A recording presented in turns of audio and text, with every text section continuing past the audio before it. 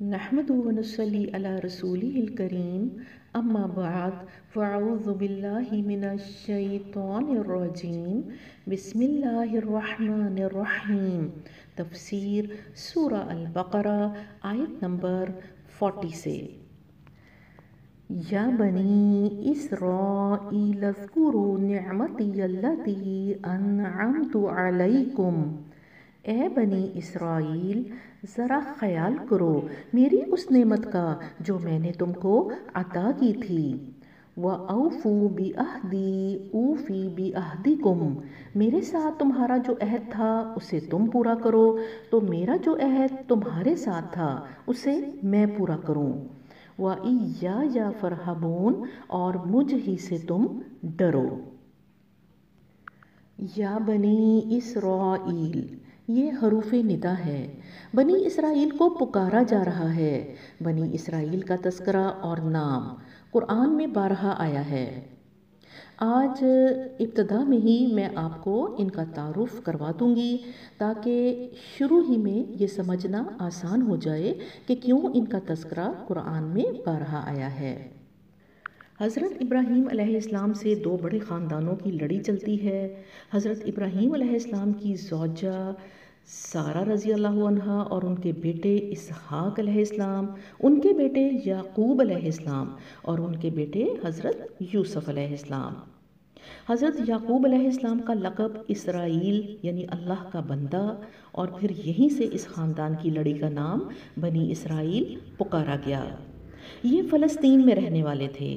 حضرت یوسف علیہ السلام کے دور میں یہ مصر میں منتقل ہوئے، مصر کی حکومت فرما روائی ملی، پھر وہاں سے حضرت موسیٰ کے بعد واپس فلسطین منتقل ہو گئے۔ اکثر نبی الہامی کتابیں اسی نسل میں بھیجی گئیں۔ حضرت ابراہیم علیہ السلام، حضرت اسحاق علیہ السلام، حضرت یعقوب علیہ السلام، حضرت یوسف علیہ السلام، حضرت موسیٰ علیہ السلام، حضرت ہارون علیہ السلام، حضرت زکریا علیہ السلام، حضرت یحییٰ علیہ السلام، حضرت الیاس علیہ السلام اور حضرت عیسیٰ علیہ السلام، یہ سب نبی اسی لڑی میں بھیجے گئے۔ تورات، انجیل، زبور، یہ ساری کتابیں اسی لڑی میں آئیں۔ یہ بڑی نعمتوں والی قوم تھی۔ حضرت ابراہیم علیہ السلام، حضرت ہاجرہ رضی اللہ عنہا اور ان کے بیٹے حضرت اسماعیل علیہ السلام مکہ کی بستی میں آباد ہوئے۔ گھر خانہ کعبہ تعمیر ہوا۔ 2500 سالوں کے بعد، 40 نسلوں کے بعد حضرت محمد صلی اللہ علیہ وآلہ وسلم اس نسل میں دوسرے نبی ہیں۔ یہ لڑی بنی اسماعیل ہے اور خاتم النبیین حضرت محمد صلی اللہ علیہ وآلہ وسلم اسی نسل میں بھیجے گئے۔ بنی اسماعیل اپنی الہامی کتابوں کے ذریعے نبی پاک کے آنے کی خبریں پا چکے تھے۔ تورات، انجیل میں حضرت موسیٰ نے حضرت عیسیٰ کی زبان میں نبی پاک کے آنے کی پیشن گوئی مل چکی تھی اور وہ منتظر بھی تھے۔ جب نبی پاک بنی اسرائیل کی بجائے بنی اسماعیل میں آ گئے تو حسد، کینہ، بغض کی وجہ سے وہ لوگ ایمان سے محروم رہ گئے۔ تو آیت نمبر 40 میں اللہ سبحانہ وتعالیٰ بنی اسرائیل سے مخاطب ہیں۔ آیت نمبر 41 پہ آ جائیں۔ وَآمِنُوا بِمَا أَنزَلْتُ مُصَدِّقًا لِمَا مَعَكُمْ وَلَا تُكُونُوا أَوَّلَ كَافِرٍ بِهِ وَلَا تَشْتَرُوا بِآيَاتِي ثَمَنًا قَلِيلًا وَإِيَّایَ فَاتَّقُونِ، اور میں نے جو کتاب بھیجی ہے اس پر ایمان لاؤ، یہ اس کتاب کی تائید میں ہے جو تمہارے پاس پہلے سے موجود تھی، لہٰذا سب سے پہلے تم ہی اس کے منکر نہ بن جاؤ۔ تھوڑی قیمت پر میری آیات کو نہ بیچ ڈالو اور میرے غضب سے بچو۔ وَلَا تَلْبِسُوا الْحَقَّ بِالْبَاطِلِ وَتَكْتُمُوا الْحَقَّ وَأَنْتُمْ تَعْلَمُونَ، باطل کا رنگ چڑھا کر حق کو مشتبہ نہ بناؤ اور نہ جانتے بوجھتے حق کو چھپانے کی کوشش کرو۔ یہاں پر اللہ سبحانہ تعالیٰ یہود اور عیسائیوں سے مخاطب ہیں، کیونکہ مدینہ میں یہی آبادیاں تھیں جو آپ صلی اللہ علیہ وآلہ وسلم کی مخالفت کر رہے تھے۔ یہ اپنی ضد، ڈھٹائی اور انانیت کی وجہ سے آپ صلی اللہ علیہ وآلہ وسلم کو پہچاننے کے باوجود انکار کر رہے تھے۔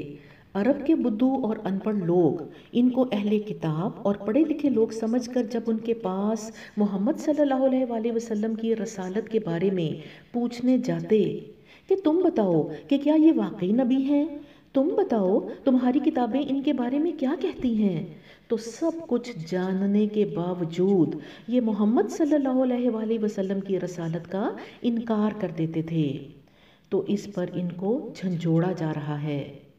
آیت نمبر 43 پہ آ جائیں۔ وَأَقِيمُوا الصَّلَاةَ وَآتُوا الزَّكَاةَ وَارْكَعُوا مَعَ الرَّاكِعِينَ، نماز قائم کرو، زکوٰۃ دو، اور جو لوگ میرے آگے جھک رہے ہیں ان کے ساتھ تم بھی جھک جاؤ۔ یہاں سے ہمیں باجماعت نماز کا حکم ملتا ہے۔ قرآن میں اقیم الصلاۃ بھی باجماعت نماز کا حکم ہے، لیکن وہ انڈائریکٹلی ہے۔ وَارْكَعُوا مَعَ الرَّاكِعِينَ، رکوع کرو رکوع کرنے والوں کے ساتھ، یہ ڈائریکٹ حکم ہے، یعنی ڈائریکٹ باجماعت نماز کا حکم ہے۔ آپ سے کوئی پوچھے کہ باجماعت نماز کا حکم کہاں لکھا ہے تو اس کو یہ آیت پڑھ کر سنا دیں۔ باجماعت نماز، وقت کی پابندی، نظم و ضبط، صف بندی، اتحاد، اتفاق، بھائی چارہ، آپس کی محبت، مساوات، ذات پات، رنگ نسل سے نکل کر برابری کا پیغام، تکبر کی نفی اور عاجزی سکھاتی ہے، ایک دوسرے کی خبر گیری کا موقع دیتی ہے۔ آیت نمبر 44 پہ آ جائیں۔ أَتَأْمُرُونَ النَّاسَ بِالْبِرِّ وَتَنْسَوْنَ أَنفُسَكُمْ وَأَنْتُمْ تَتْلُونَ الْكِتَابَ أَفَلَا تَعْقِلُونَ، تم دوسروں کو تو نیکی کا راستہ اختیار کرنے کے لیے کہتے ہو مگر اپنے آپ کو بھول جاتے ہو، حالانکہ تم کتاب کی تلاوت کرتے ہو، کیا تم عقل سے بالکل ہی کام نہیں لیتے؟ وَاسْتَعِینُوا بِالصَّبْرِ وَالصَّلَاةِ، صبر اور نماز سے مدد لو۔ وَإِنَّهَا لَكَبِیرَةٌ إِلَّا عَلَى الْخَاشِعِینَ، بے شک نماز ایک سخت مشکل کام ہے مگر ان فرما بردار بندوں کے لیے مشکل نہیں ہے۔ الَّذِینَ یَظُنُّونَ أَنَّهُم مُّلَاقُو رَبِّهِمْ وَأَنَّهُمْ إِلَیْهِ رَاجِعُونَ، جو سمجھتے ہیں کہ آخر کار انہیں اپنے رب سے ملنا اور اسی کی طرف پلٹ کر جانا ہے۔ یہاں پر اللہ سبحانہ تعالیٰ فرما رہے ہیں کہ نماز سب کے لیے بھاری ہے سوائے ان لوگوں کے جو نماز کو رب کی ملاقات تصور کرتے ہیں۔ اللہ سبحانہ تعالیٰ نے نبی پاک کو معراج پر اپنی ملاقات دی اور امت کو 5 نمازیں فرض کر کے نماز کو مومن کی معراج بنا دیا۔ نماز رب سے ملاقات کا وقت ہے۔ وہ رب کتنا رحمان ہے، دنیا کے حاکموں سے ملنا کتنا مشکل ہے اور سب حاکموں کے حاکم سے ملنا اتنا آسان۔